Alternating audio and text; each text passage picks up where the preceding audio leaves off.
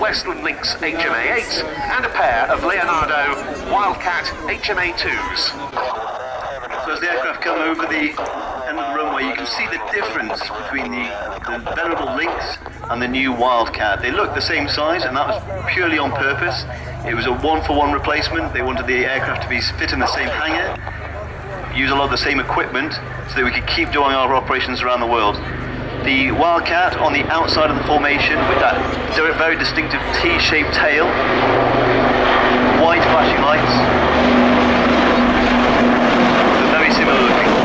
The big differences are that the Lynx has that radar under the nose, but it's only forward looking.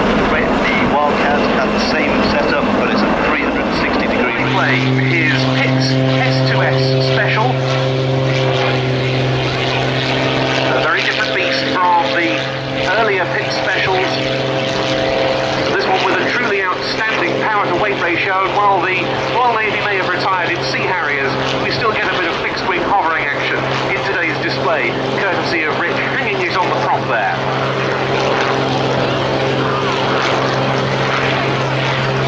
This routine is a really stunning mix of slow flying, and it doesn't get much slower than that. I don't know what sort of ground speed he's doing there, and really dynamic, unlimited aerobatic maneuvers.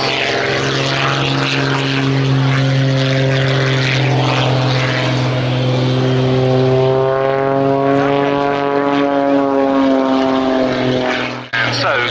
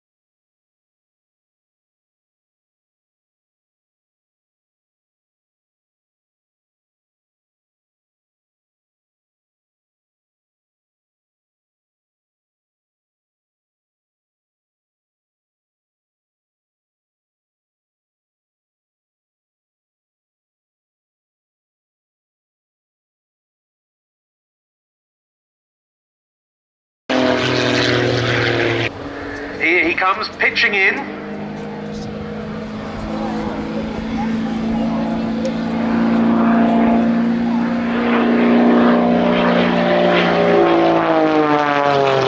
Pulling up into the vertical.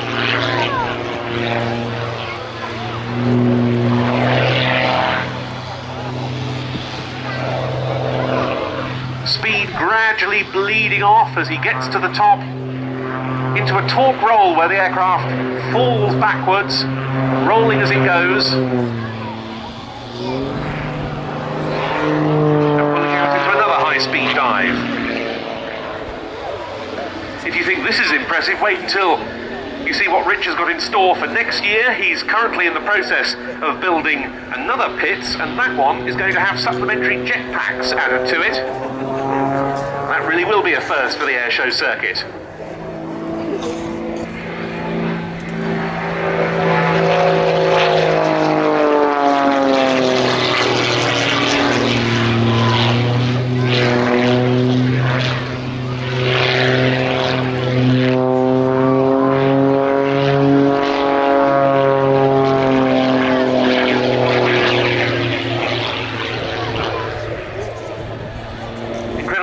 Seeing this aircraft,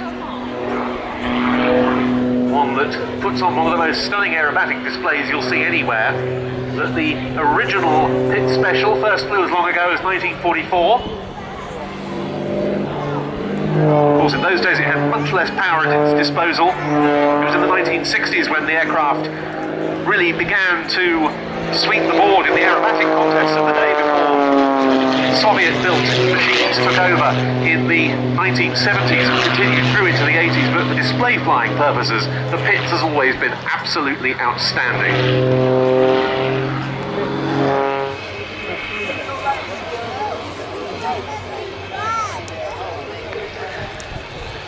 Excellent smoke system on the aircraft, also acting as an excellent smoke screen layer.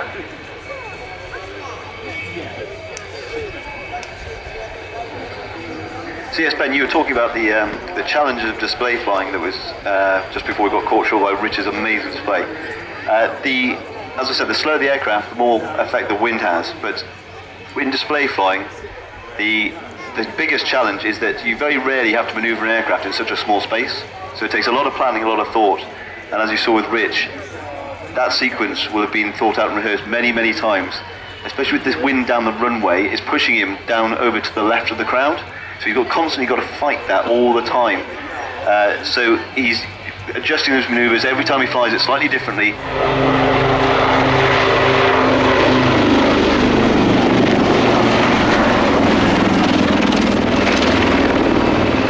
Brake together, a very close pass at crowd centre.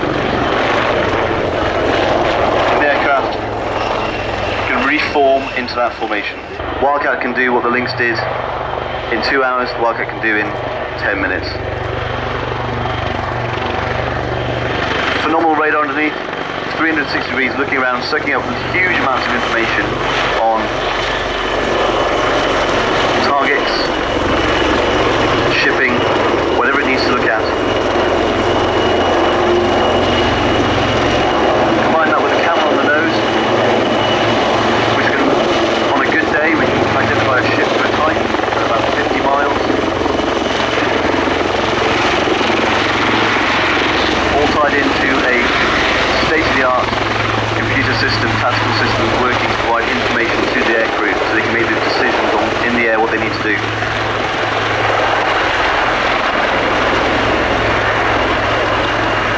Something unique to helicopters, rearward formation flight.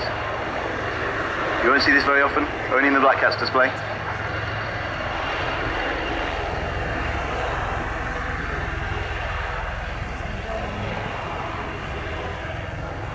Both the aircraft pitching nose down, stopping that speed in the swing boat manoeuvre, and back along towards the crowd right.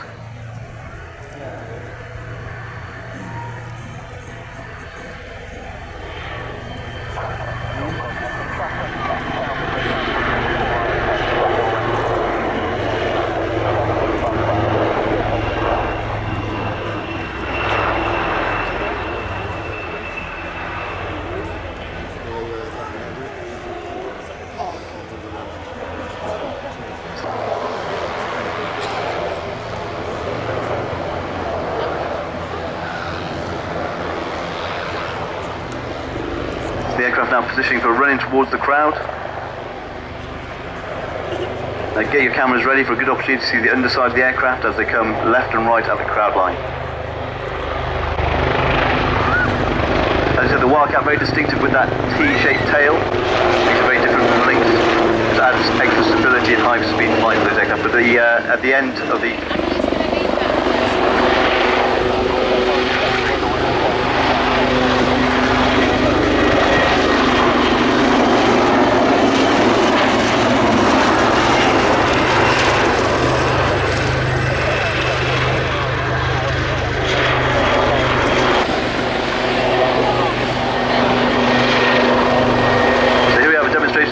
of the Wildcat as well, as the aircraft pitch up, climbing.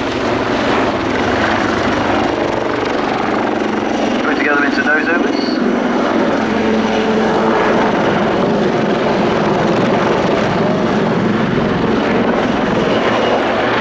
And now crossing brake to head away from the crowd again.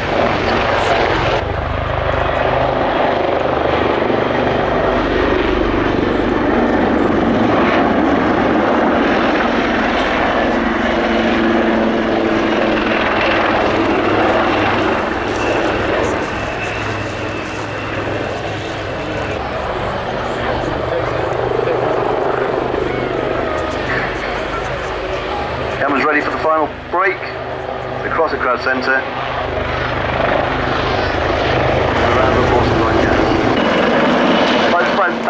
Wildcat sponsors during 2016. Breitling, Leonardo Helicopters, Robert Britt, optometrists, Padhouse Property Management.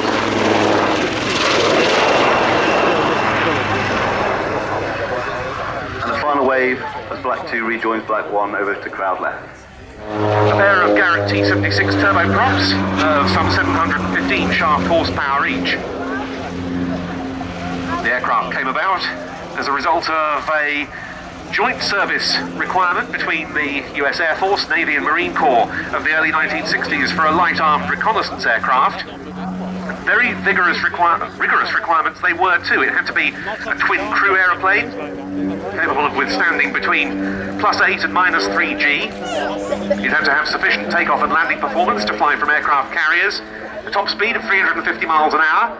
You'd have to be able to carry 2,400 pounds of cargo, or 6 paratroops, or stretchers, and so forth. The winner was a design known as the North American NA-300, which became what we see.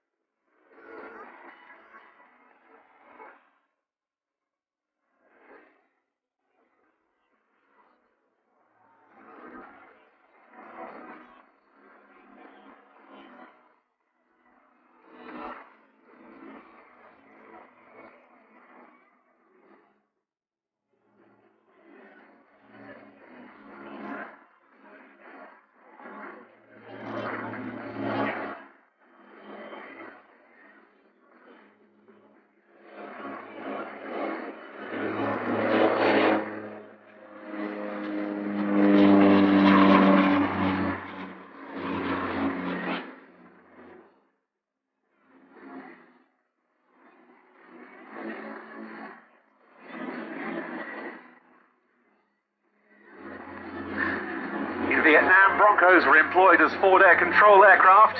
They directed strikes by fast jet attack machines, AC-47 gunships and ground artillery. They provided post-strike damage assessment, and they escorted C-123 provider tactical transports on the so-called ranch hand defoliation missions.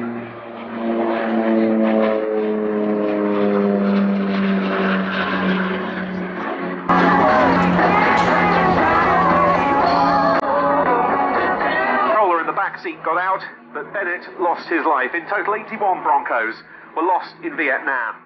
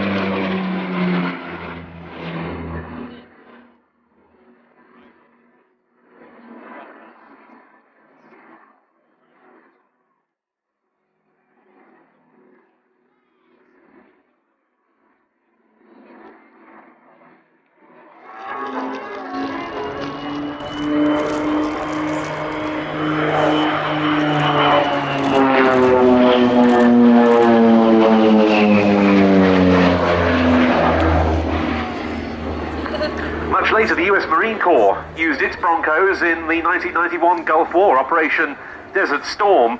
And they performed well, but by then the aircraft had become rather vulnerable to enemy activity. It was for that reason that the US Air Force decided not to take its Broncos to war in the Gulf. But the type carried on in service with numerous operators. For example, the US State Department's Bureau of International Narcotics and Law Enforcement has civilian-operated Broncos for counter-drug missions. On the back, red and white, isn't that?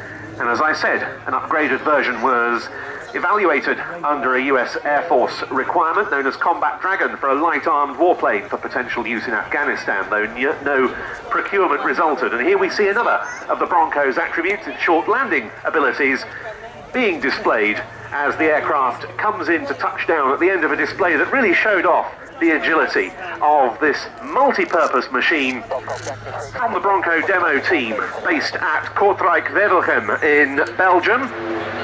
Tony De Bruyne with the North American OV-10B Bronco. Tony, a very enthusiastic supporter.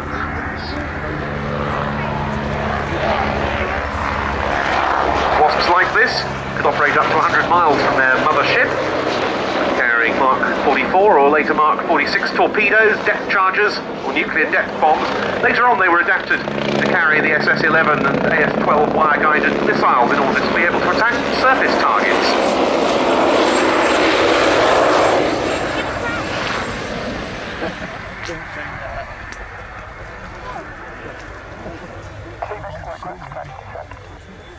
So this aircraft was quite instrumental in the design of how we operate on ships as well. The rotor blades have what we call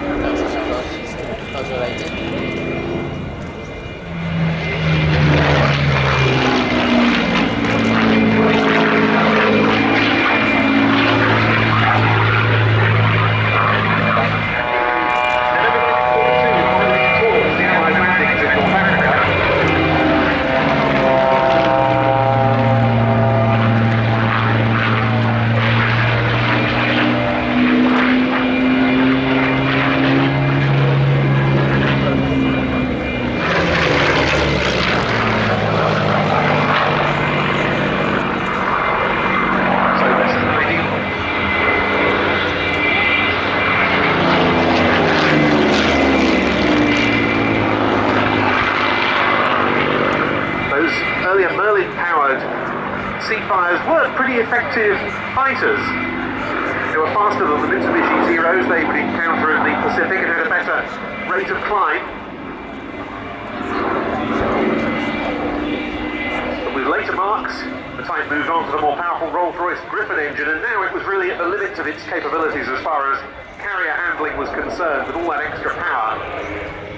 The Mark 17, which we've seen here at Yeovilton before, had a modified undercarriage.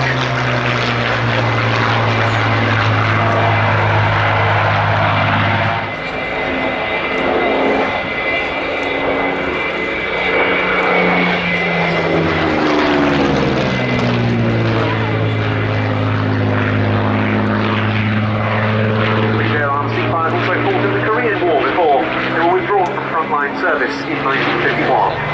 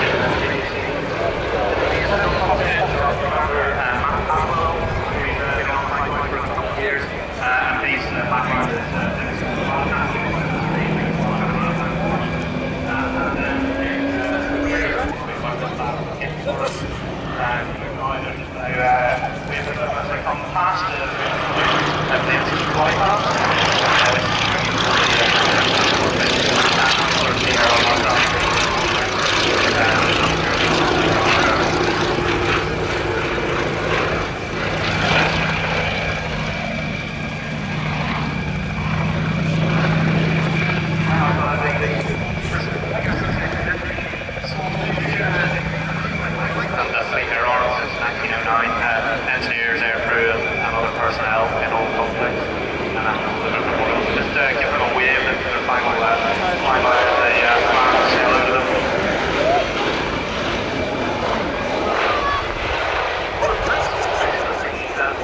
The only one that you say currently flying? Yes, absolutely. There's a Mark Bronco, it's the only Mark Bronco in existence in the world. There's not even any incidents. It's a very unique aircraft. I've got a Mark II and then a Mark III using the spare filler for the Mark II. But there's a new course to see this pair back on the side. It's an electric 6. Yeah, still flying it in the hazardous environment of the flying end.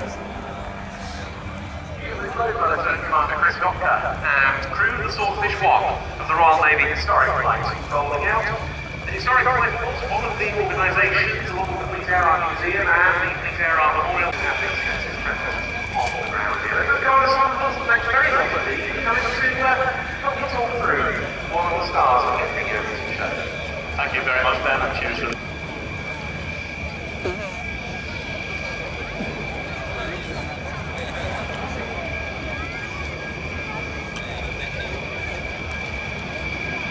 was attachment to the United States Army. Once again, with help of Event Horizon, we're able to bring you the ever-popular RNAS. So please have your cameras at present. The Army Sea Service trains both non-commissioned soldiers as well as officers to be pilots. We're actively recruiting officers. Your first attempt at raw military pilot standards before we start our pilot training. Today's display has a task weapon for the attack, flight counter, and deployed flight aviation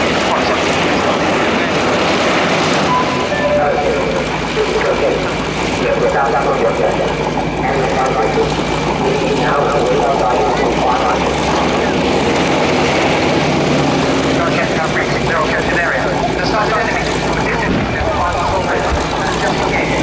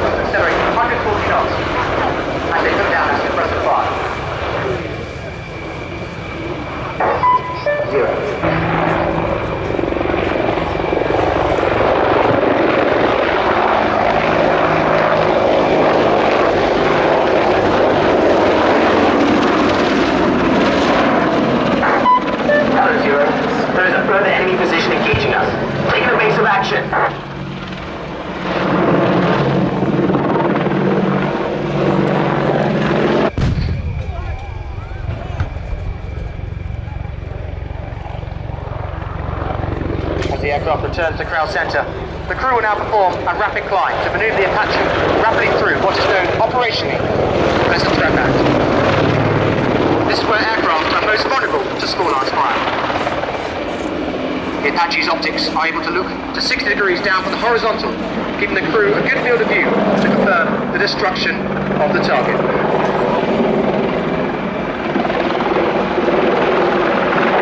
Hello, Zero. This is Gunship.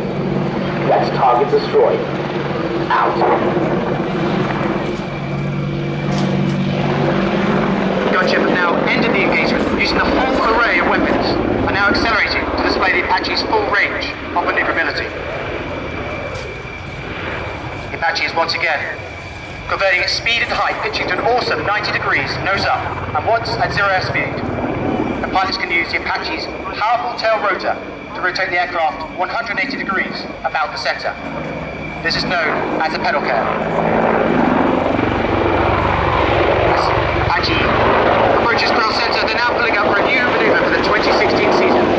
This is known as the Corsair.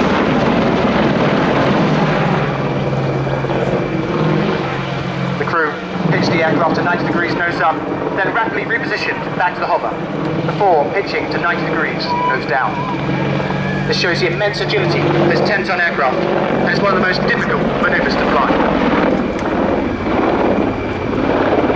CRV-7 rocket pods, Hellfire missile launchers, or external fuel tanks. And as you can see today, Gunship have opted for a mixture of rocket and missile launchers. Each rocket pod can house up to 19 rockets, and the missile launchers each carry 4 missiles. Both the rockets and missiles can be fired out to ranges of 8 kilometers, whilst a powerful M230 cannon can fire up to a staggering 4,000 meters. As you watch Gunship move from right to left, you can see the helicopter's amazing hover performance. The 2 engines each produce 2,300 shaft horsepower, giving the Apache more power than 4 Formula 1 race cars. The pilots are aided with a helmet-mounted monocle. This displays important flight information to the pilot, whilst allowing him to keep his eyes out of the window. If you look to the top of the helicopter, mounted above the main rotor blades, you can see its fire control radar. It scans out to 8 kilometers, detects up to 1,024 targets, prioritizes them, and then provides 16 simultaneous firing solutions through the aircraft's weapon processors.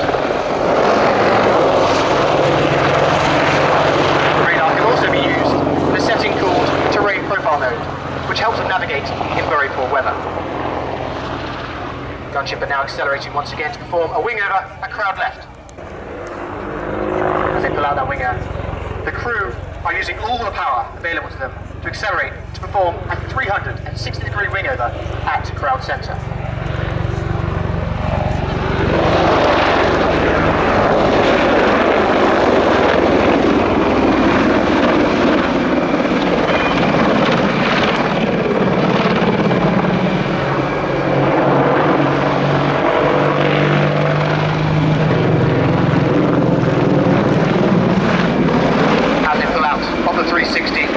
Performing a 270 quick stop to arrive at crowd center. So get your cameras back at the ready, because we have one final explosion for you.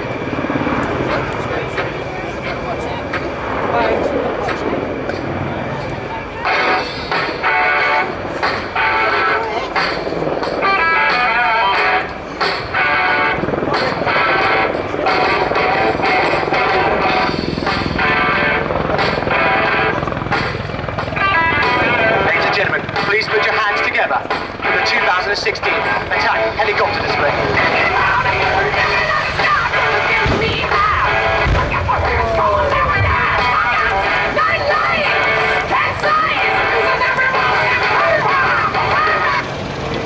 The aircraft is now reversing backwards to perform a bow to depart.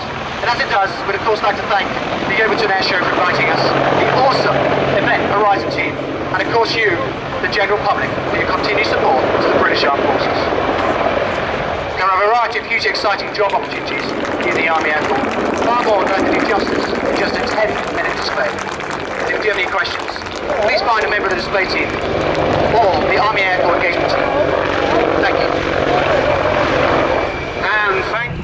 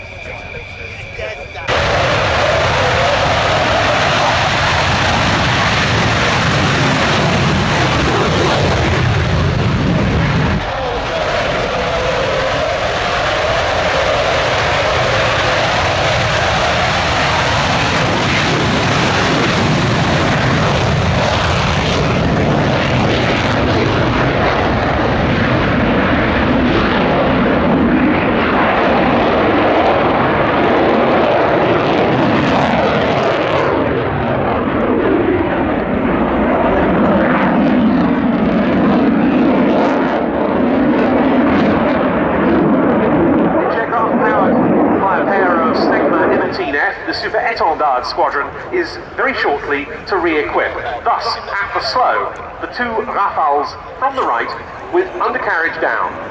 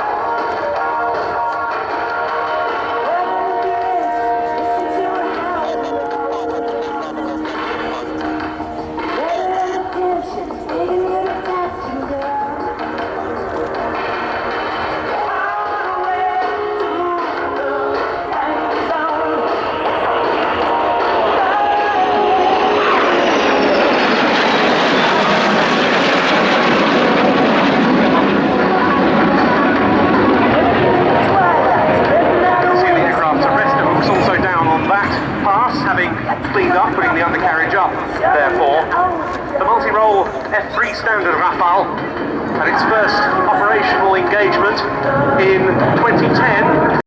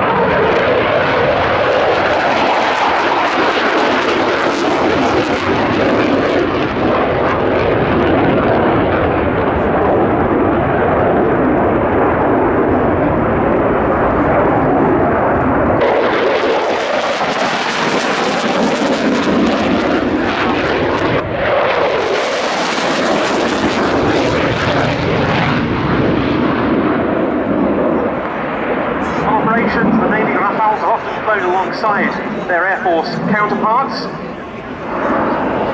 not just also the Air Force Rafales, but also their Mirage 2000D strike aircraft. In terms of carrier operations, the Rafale Marines fly from the French Navy's aircraft carrier.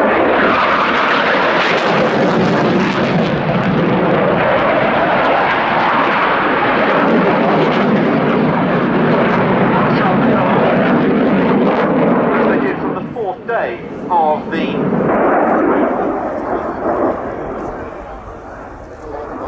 Rafale received its 45th Rafale at the end of last year.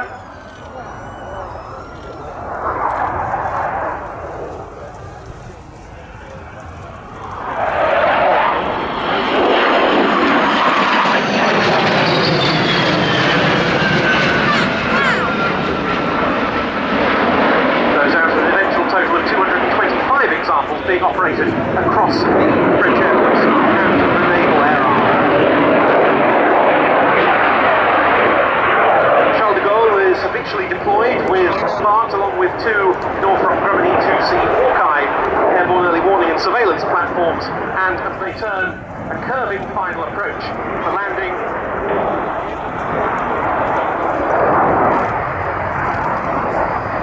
a typically distinctive and charismatic product from the house of Dassault.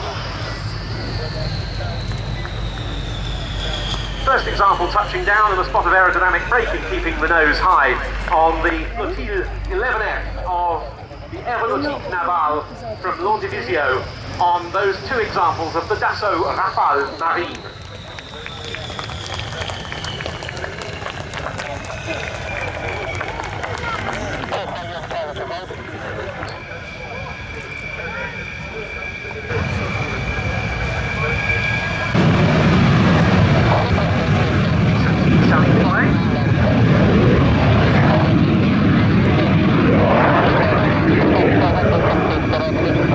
That's also in the hands of the Norwegian Air Force Historical Squadron.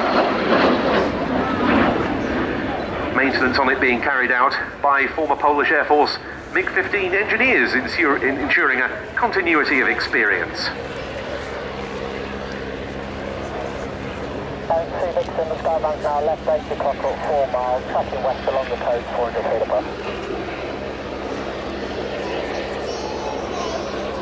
Sea Vixen 8 report level height 2,000 feet, 1012. Historical Squadron, the MiG-15, or the SB Lim 2, which was flown for us today by the boss of the Historical Squadron, Kenneth Orkvisler. He's now flying classic jets full-time, having recently retired.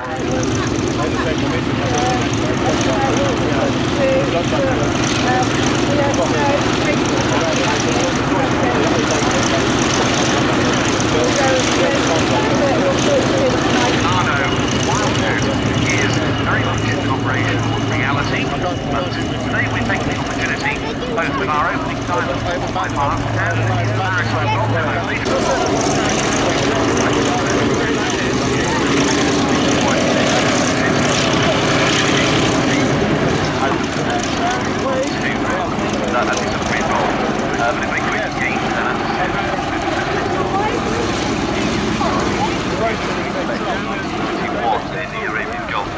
Against Iraqi low-lying ship. Last time we put an angular here, interesting enough, but it's still a went with the Lynx. So yeah, it's been developed from there with the Mark III. And then in the 1960s, Mark 8, where we upgraded the... Meantime, we can see another aircraft taking its position on the runway with the very distinctive shape of the Corsair. Of course, any display flying are very haxy patterns in use in order to get aircraft down to the active end of the runway. There goes.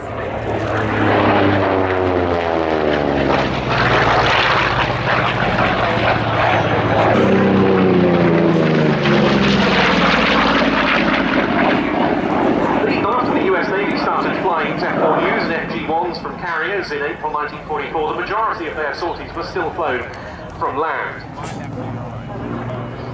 It was one of the outstanding fighters of the Pacific War, particularly when the tactics for its use were refined.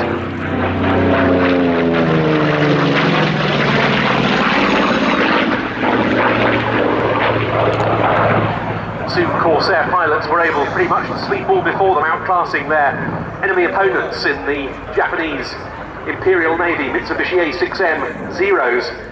And the US Marine Corps used them during that island hopping campaign of theirs of the final stages of the Pacific War, supporting various amphibious landings.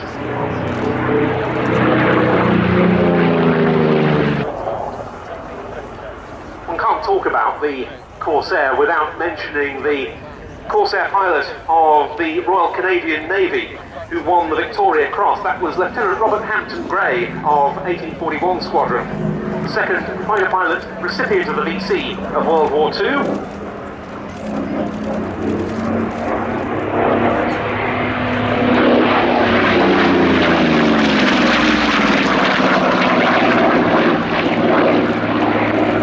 The first having been RAF Fighter Command's Flight Lieutenant James Nicholson during the Battle of Britain. Hampton Gray pressed home an attack against Japanese destroyer on the 9th of August 1945 in the face of extremely heavy fire. His bombs from his Corsair managed to sink the ship, but Hampton Gray lost his life and was posthumously awarded that decoration.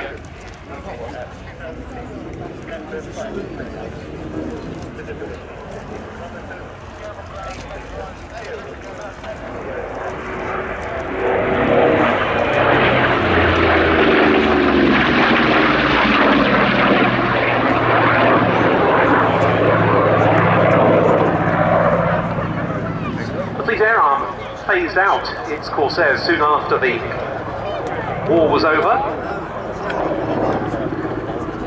but they carried on in Algeria and Tunisia, and then in 1969 came the so-called soccer war between El Salvador and Honduras.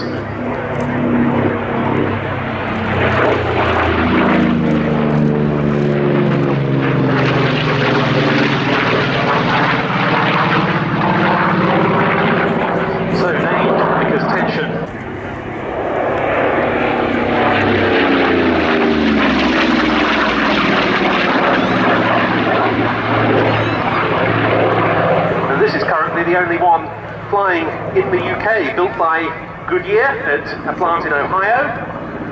Went to the US Navy in April 1945 and ended up serving with the US Navy Reserve. Nearly 20 years now, this aircraft has been painted as a Mark IV Corsair of the Fleet Air Arm, specifically one of 1850 Squadron, serving on HMS Vengeance in the Pacific in late 1945.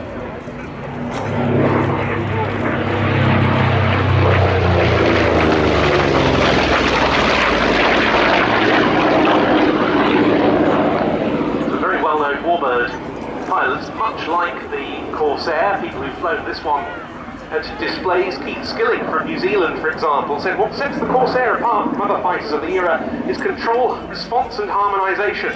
I consider the Corsair to be almost as good as the Spitfire at low level.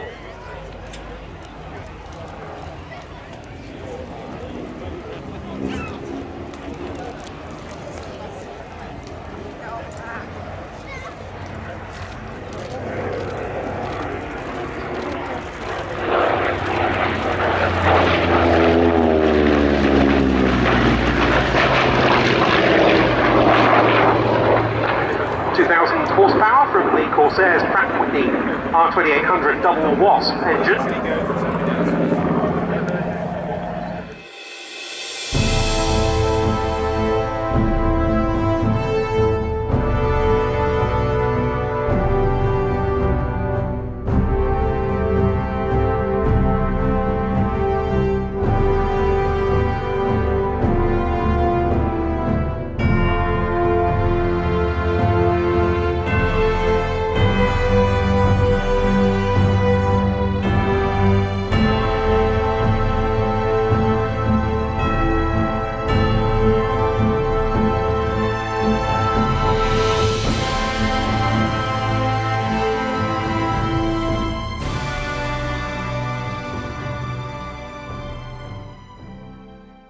pleasure to invite you to watch the show of the aerobatic team Orlik.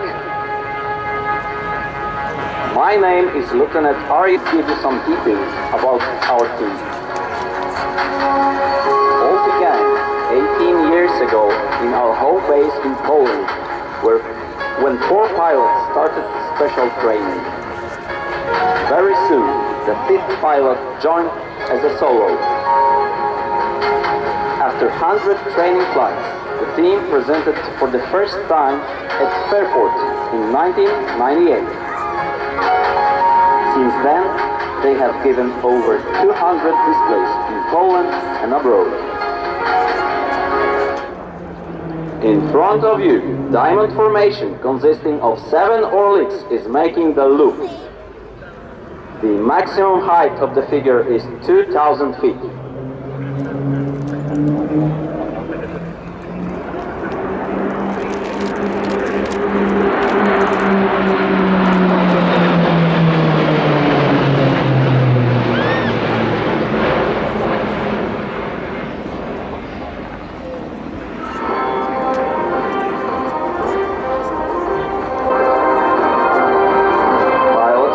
Their positions to present another figure, the boomerang.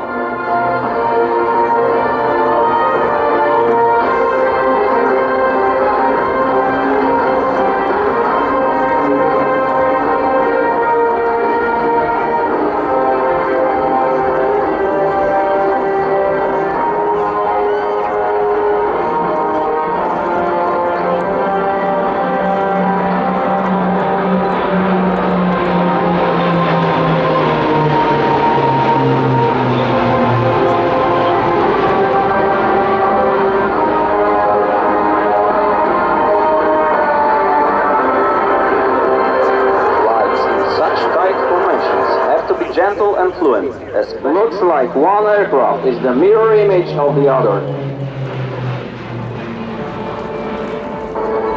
This maneuver undoubtedly requires confidence from both pilots.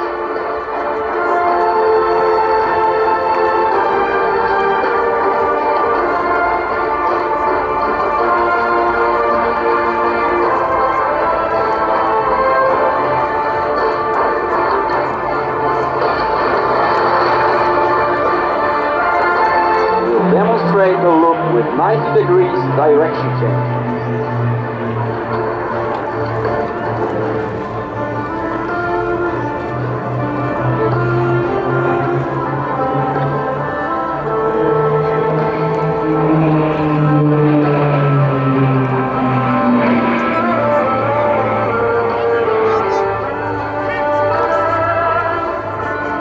And another loop. Look carefully. This time it will be finished with a split. Hold. Wait for it. The cascade.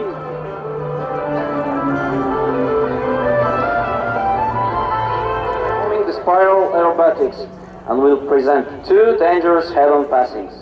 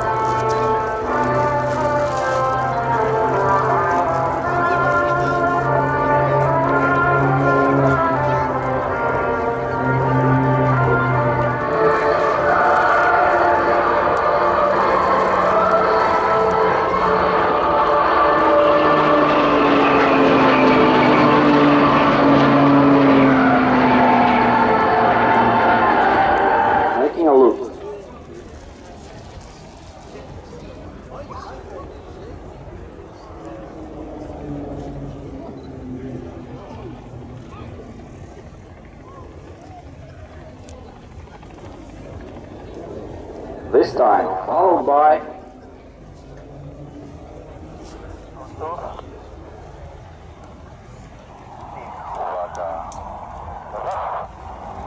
Jordanian split.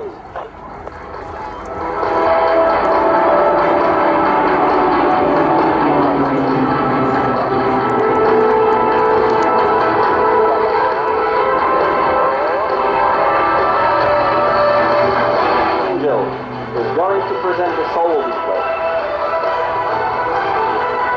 We will demonstrate the maximum aircraft performance during this show. Please enjoy.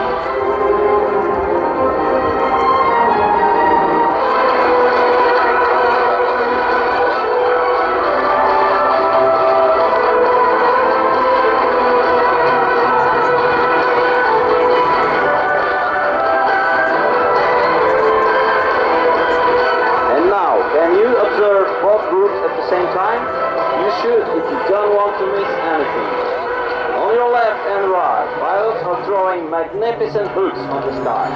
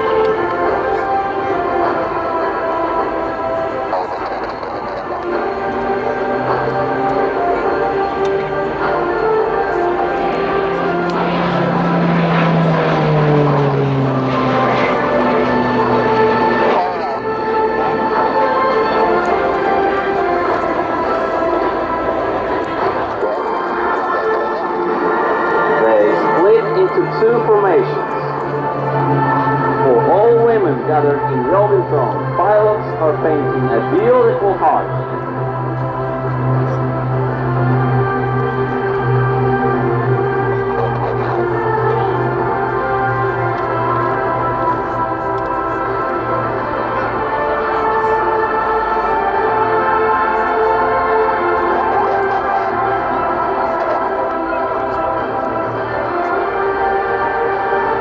Pilots.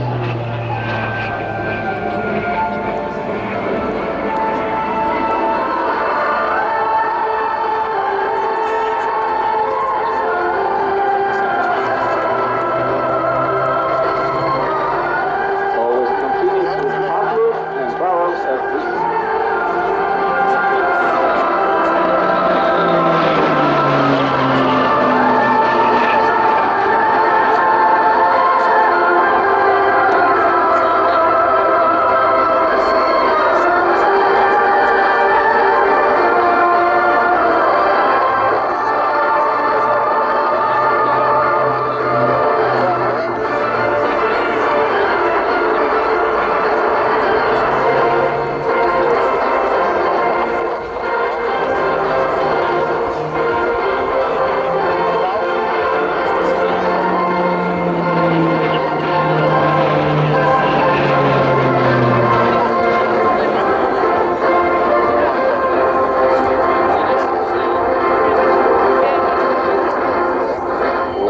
Gentlemen, the blooming rose.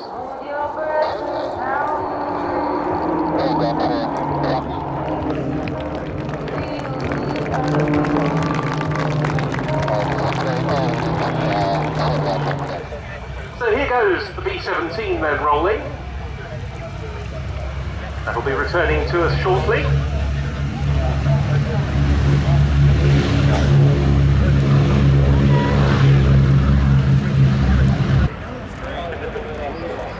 First time that aircraft has been with us at Yeovilton for 16 years.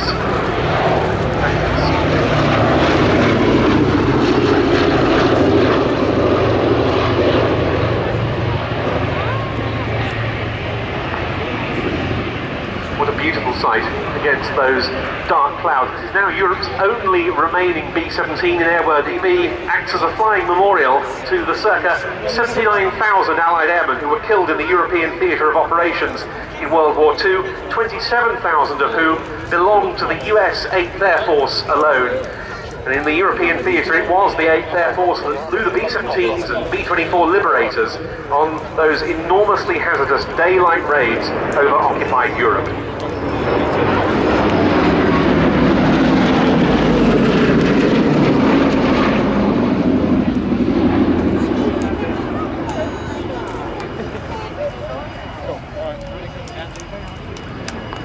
The 8th Air Force largely based in East Anglia, and around 2,000 of the B-17s and B-24s that flew from those parts between 1942 and 1945 were lost. It's no wonder this aircraft operator, Ellie Sallingbow, describes Sally B as a living piece of our national heritage that must be preserved for the enjoyment and education of today's and future generations. This aircraft has been performing that role since it was brought to the UK in 1975.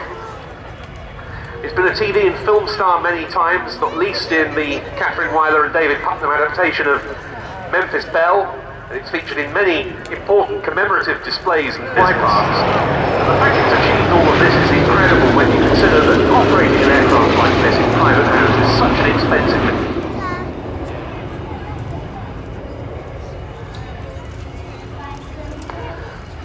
Nellie and her team have continued doing that despite numerous... The survivability of the heavy bombers, the B-17s, B-24s, improved when longer-range escort fighters, the likes of the P-47 Thunderbolt and the P-51 Mustang, became available that were able to accompany the bombers all the way to their targets, but losses were still grievous, not least to the danger of flak, and the chances of those crews completing their full combat tour of 25 missions were very low indeed. This was despite how tough an airframe the B-17 was. These aircraft would return from missions with incredible amounts of battle damage, yet still they were able to fly.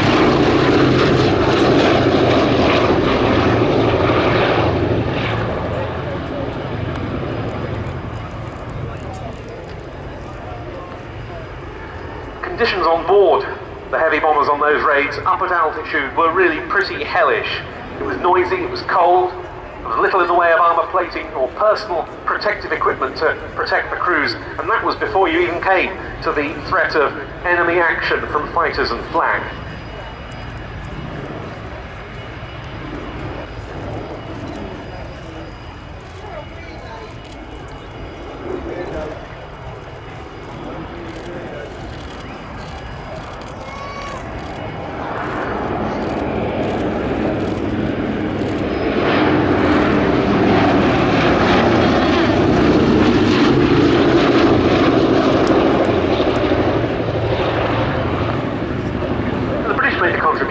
To that development because that experience showed that the B-17 needed better defensive armament, a larger bomb load, better bomb aiming equipment.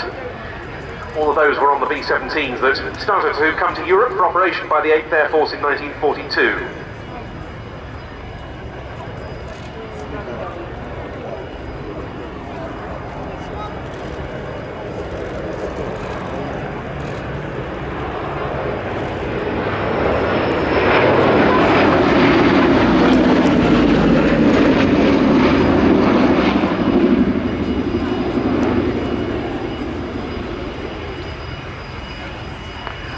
Nowadays, the number of surviving veterans of those, as with so many other wartime operations, is gradually dwindling.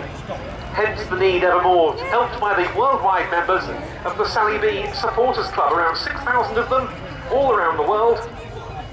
All their funds go towards Sally B and its continued preservation in Britain as a flying memorial to the mighty 8th and the rest of the Allied heavy bombing effort during World War II.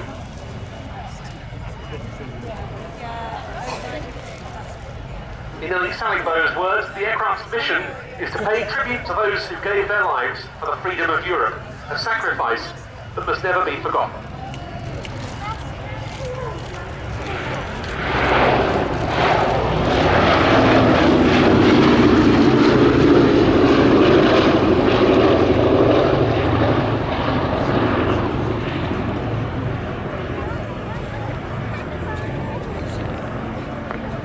Sally B itself, as I said, a B-17G model that was built by the Lockheed Vega plant in Burbank, California.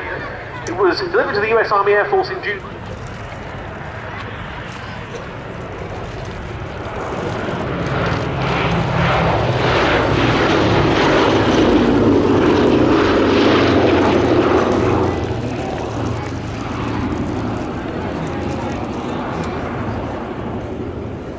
You can find out more about the Supporters Club and join up yourself at www.sallyb.org.uk, where there's much more information on the aeroplane. There are many benefits of membership, an excellent regular magazine, you get free guided tours of Sally B and so forth. You can also buy merchandise via the website, and it all goes towards keeping this aircraft going. None of us would want to see it lost from the scene. Positioning on finals to land.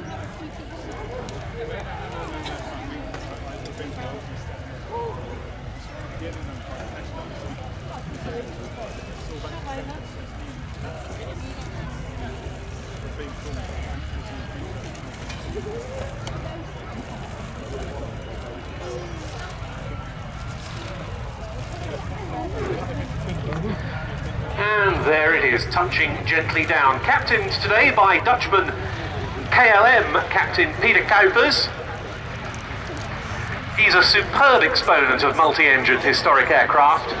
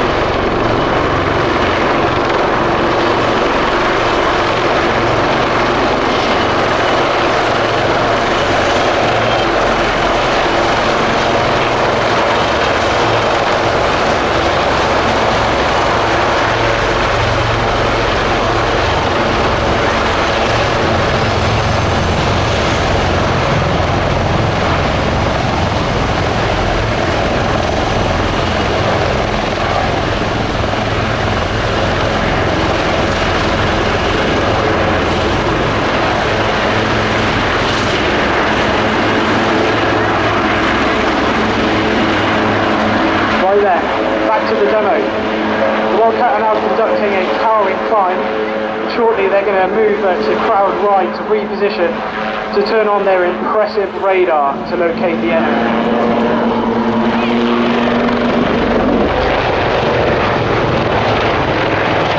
It is the enemy ship. They have fired a surface-to-air missile at the Wildcat. Here come the Lynx to destroy the target.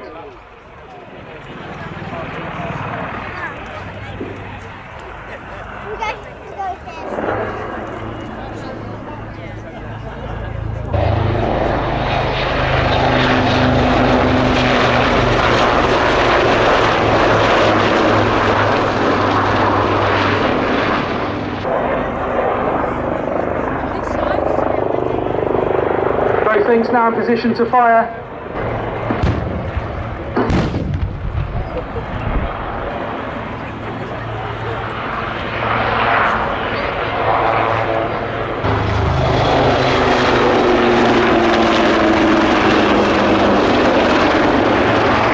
The Wildcat have now conducted their damage assessment and success. A fresh divot has been created on the airfield.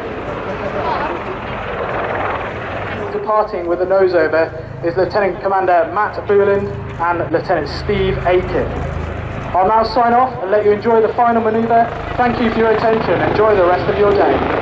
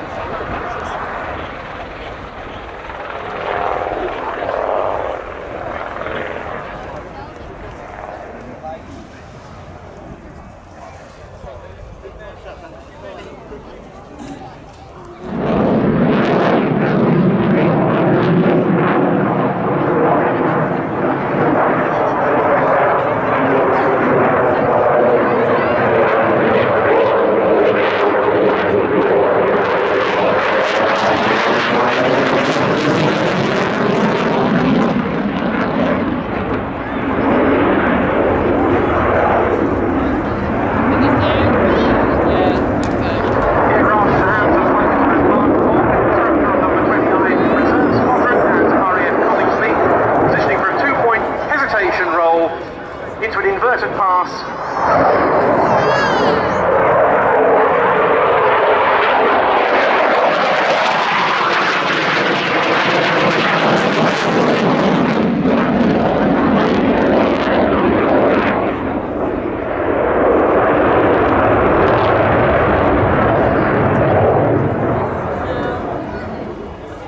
Pace slowing a little now, and the power coming off as the undercarriage comes down. You can see the landing lights on.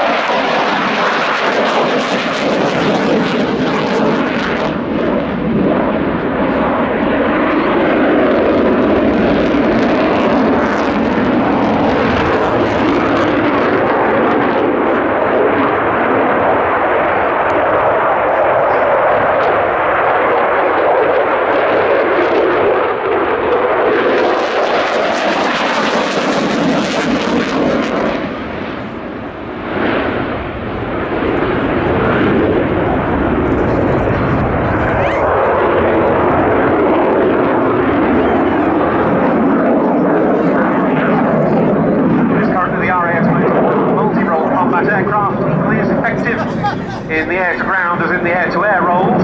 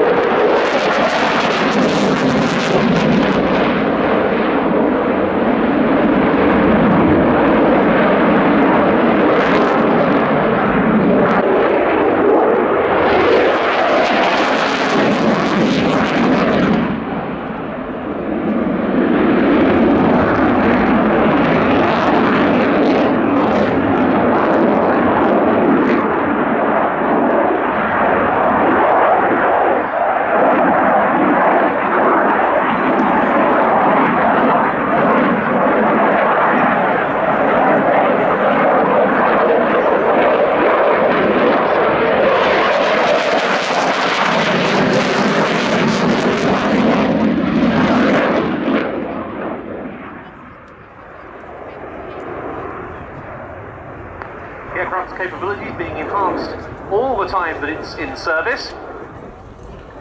The latest upgrade standards now beginning to come online from what of course was originally a four-nation program, the UK, Germany, Italy and Spain. Now also in service with the Royal Saudi and Austrian Air Forces. Now another change of pace. Slow pass with gear down. Axis on the runway.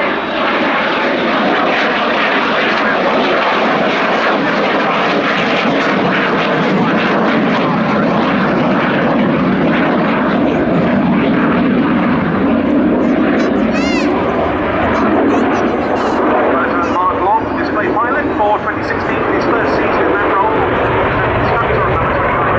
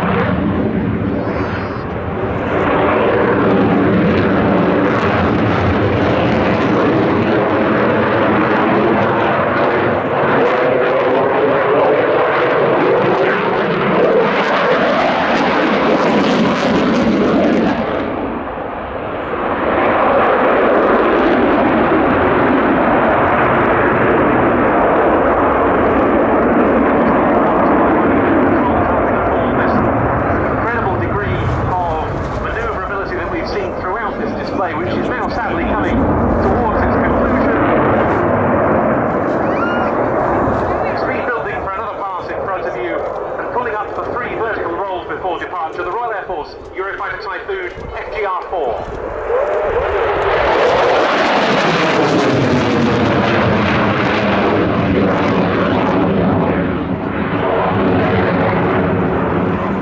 All seems to have gone quiet, but it would appear that our terrorists here are looking to take a hostage, ladies and gentlemen, if you're on the terrorist group seems to have set off some form of improvised explosive device. Mayhem is ensuing, but don't fear. Here come the helicopter heroes. 6 Merlins, 2 Wildcats, a Hawk, and an Apache are coming over the horizon and trying to deter these unsavory individuals. Be careful, aren't the Apaches the big one? No, it's the one at the end.